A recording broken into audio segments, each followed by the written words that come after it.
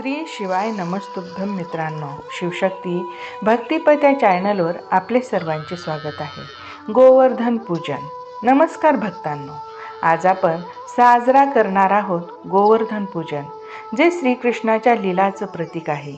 या पूजेत आपण गोवर्धनाची पूजा करून निसर्ग आणि देवतेचे आशीर्वाद प्राप्त करतो।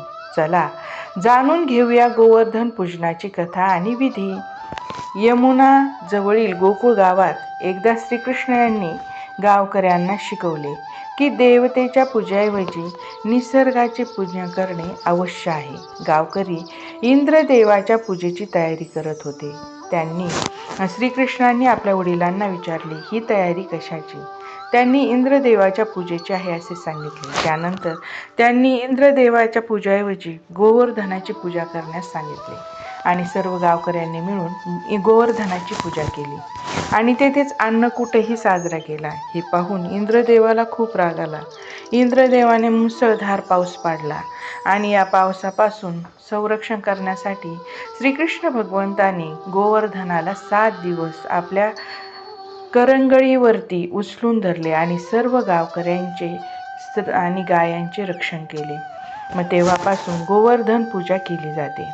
तर ही गोवर्धन पूजा प्रत्येकालाच करता येते। आपल्या घरी गाईचं शेण किंवा मातीपासून गोवर्धन पर्वताची स्थापना ती आपल्या अंगणात करा, घरात करा। लहान गोवर्धनाच्या आकाराची स्थापना करावी। फुले आणि नारळ अर्पण करावे।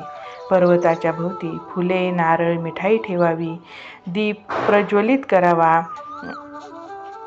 मंत्र जप ओम अन्नपूर्णाय नमः किंवा ओम गोवर्धनाय नमः असे मंत्र जप करावे। पूजेनंतर सर्वांना प्रसाद द्यावा, मिठाई द्यावी। अन्नकूटाचा आशीर्वाद सर्वांना प्राप्त होतो। गोवर्धन पूजन निसर्गाशी आपल्या नात्याचे स्मरण करून देते। यामध्ये गावकऱ्यांना शिकवले जाते की देवतेसाठी प्रार्थना केल्यास जीवनात सुख समृद्धी येते आणि संकटातून वाचता येते। तर भक्तांनो, आजच्या गोवर्धन पूजनाच्या दिवशी आपल्या घरात आणि मनात प्रेम, निसर्ग प्रेम आणि आशीर्वाद फुलवूया। श्री कृष्ण आणि गोवर्धन पर्वताचे आशीर्वाद नेहमी आपल्यासोबत राहोत। जय श्री कृष्ण, जय गोवर्धन। धन्यवाद।